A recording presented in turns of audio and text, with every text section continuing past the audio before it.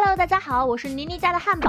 今天继续为大家带来搞笑脑洞美漫《辛普森一家》第21季第9集。今天全家人一起到水上乐园玩，这里娱乐设施丰富，景物优美，停车场宽阔，确实是男女老少皆宜的休闲之地。不过即使如此，还是有人不喜欢。这不，还没逛多久，老辛普森就说走不动了，而且又是左耳冻伤，又是右耳烧伤，反正就是说什么也不往前走了。这时广播通知1分钟后将会开展水族公园摇滚狂欢，这可是抢手活动，不搞快点就没位置了。偏偏老辛普森完全不为所动，还不合时宜的大讲他那些陈芝麻烂谷子的事儿。现在谁有功夫听他讲这些啊？辛巴就说要么跟他们走，要么就留在这鲨鱼椅子上。听到鲨鱼，老辛普森又开始了。话说我以前还真做过一次鲨鱼。他们没有听到后面的话，因为全家人已经坐在观景台上了。这场活动最主要的看点就是老章鱼，它可是春田镇最年长的软体动物，名叫史莱姆。伴随着摇滚乐，它那绑着清洁刷的脚开始乱晃，看起来就像是在给着玻璃缸做清洁。虽说娱乐了人类，可它看起来却很难受。这也难怪，这里毕竟是淡水型水族馆嘛。接着工作人员说，这个国家已经有了第1位黑人总统，或许是时候选一位章鱼总统了。而且签署法案的时候还可以自备墨水。此时场外的老辛普森听见会场的阵阵呼声，不仅黯然神伤，他们会为一只跳舞的章鱼喝彩，却对我这个爱抱怨的老头不理不睬。这时一个年轻人打断了他的自言自语。虽说老辛普森弄错了他的性别，不过这年轻人并没计较，还与他攀谈起来。得知他做过一次真鲨鱼，年轻人表露出强烈想知道这故事的神情。这在老辛普森讲故事的生涯中可算是绝无仅有，毕竟家里人从不听他把话说完。他努力强迫自己冷静下来，就开始讲起了当年发生的故事。那时这是2战时期，他还是个1等兵，那本该是风平浪静岁月静好的一天，却不想竟被他们前天发射的鱼雷击中了。更不幸的是，他们落水后又被鲨鱼包围了。长官告诉大家装死就能逃过一劫，但他用亲身经历证明了这是行不通的。在这紧要关头，他纵身一跃，骑上了鲨鱼背，发现这样的话就不会被咬了。其他人也都纷纷效仿。等到救援飞机来的时候，鲨鱼们都已经训练有素了，很不好意思麻烦你们，但我们需要救援。说罢，老辛普森还拿出了一张与战友和鲨鱼的合照。听完他的故事后，年轻人做了个自我介绍，他名叫小马，是报纸的专栏作家。小马希望他能再讲讲其他故事，这样的请求老辛普森当然不会拒绝，毕竟愿意听他讲话的人实在太少了。这天辛巴又在家偷偷喝油，没想到他突然听见了弗兰德的声音。他询问辛巴有没有看报纸，还说老辛普森成名人了。看过那份报纸后，辛巴觉得3观都被震碎了。我老爸很有趣，世界颠倒了。这时养老院的老人们也在看那份报纸，都表示没想到老辛普森的经历如此丰富。那位让他出名的作家小马也跟他们在一起，他还想知道关于老辛普森的更多故事。于是他又讲起了在车站做擦鞋童的经历。当时每到周一，新航线都在下午1点17分准时出发开往好莱坞。他从未坐过这辆列车，但影星们出来擦鞋的时候，他也能够和这些人聊上2句。虽说来这里的明星众多，但唯有克拉克盖博令他记忆犹新，因为有一次盖博的鞋子就是他擦的。那时盖博发现他在看书，就顺嘴问了一句，能被他问话，老辛普森自然十分高兴，就把自己那本名为《飘》的书送给了他。之后盖博就边读着这本书边上了火车，临走之前还嘱咐他60年内不要把此事告诉别人。之所以细枝末节都如此清楚，是因为盖博不仅拿走了那书，也没付擦鞋钱，但是他那蓝汪汪的大眼睛能融化你为午餐准备在口袋里的黄油。最后这句话是辛小妹读的报纸。听到老爸的故事后，辛巴很惆怅，他爷爷怎么从来没跟我们说过这些呢？天地良心，他每时每刻都在说，只是辛巴从没有认真听过。而且就在他抱怨完这句话之后，就把大脑中有关父亲的故事全部删除了。不仅如此，其他部分也都被清除掉了。不过最后程序出错了，也不知道删干净没。这天老辛普森又在养老院高谈阔论，相约星期2的作者突然来到了这里，看样子他是想写他的故事，但这项工作已经有小马在做了，而且老辛普森和院里的老人家都很喜欢他。于是这位星期2的记者就被扔了出去。说来也巧，刚被扔出去就遇见了糊涂蛋。云朵是上帝的喷嚏，他发现这小男孩有点意思，也算是因祸得福吧。他走后，辛巴带着威士忌走进了养老院，找到了老辛普森的时候，他正和小马待在一起。对于这个常年不来看自己的儿子，老辛普森自然没什么好脸色。他拦过小马说，这个人比你更像我的儿子。什么？他比你更像我的父亲？我可不这么认为。爸，你别掺和。不是，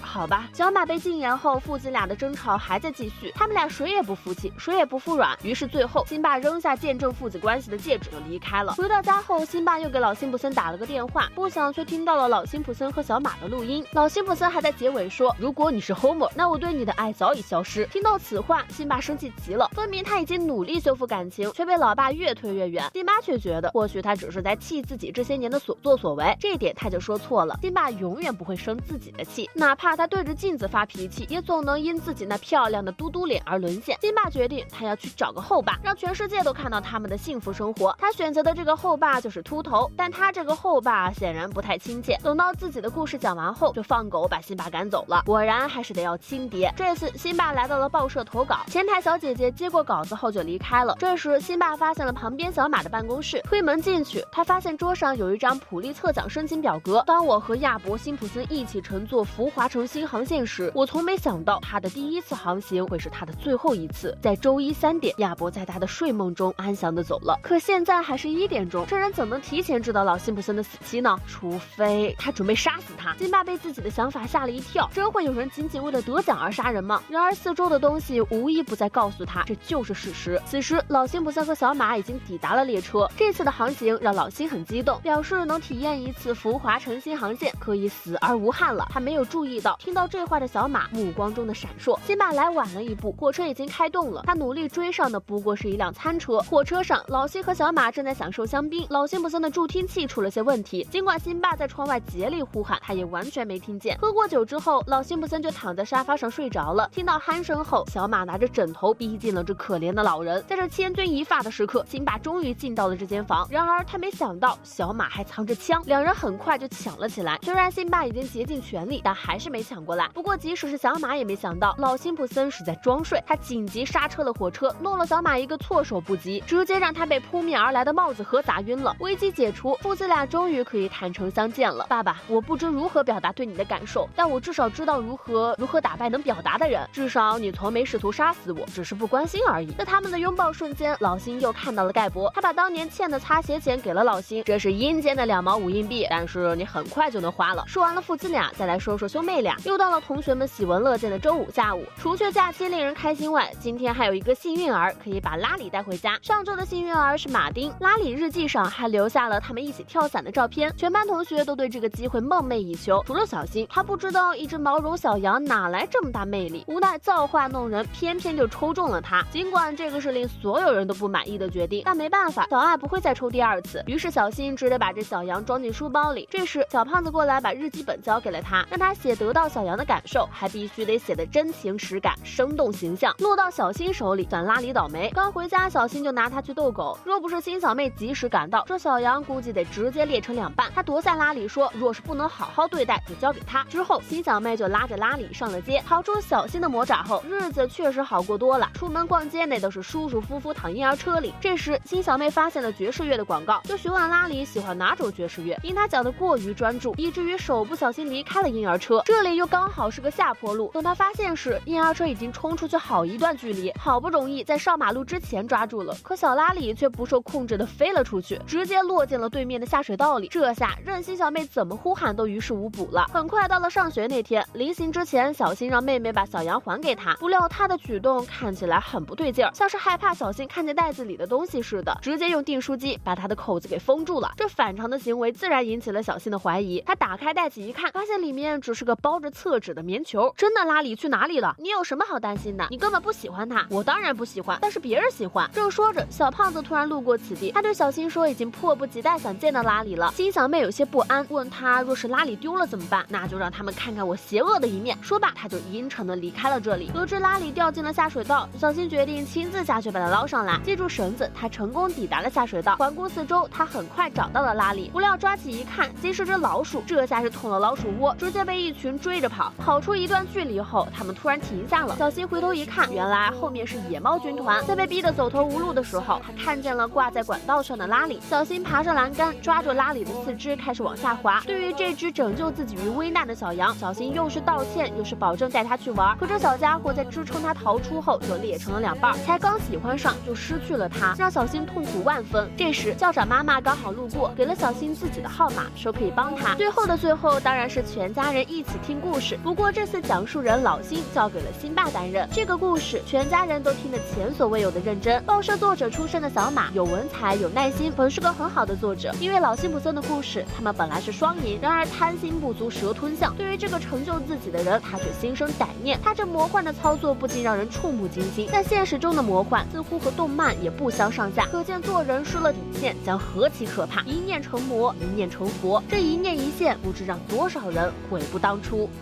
本期视频就到这里了，喜欢的小伙伴们别忘了点赞、评论、加关注，咱们下期再见，拜拜。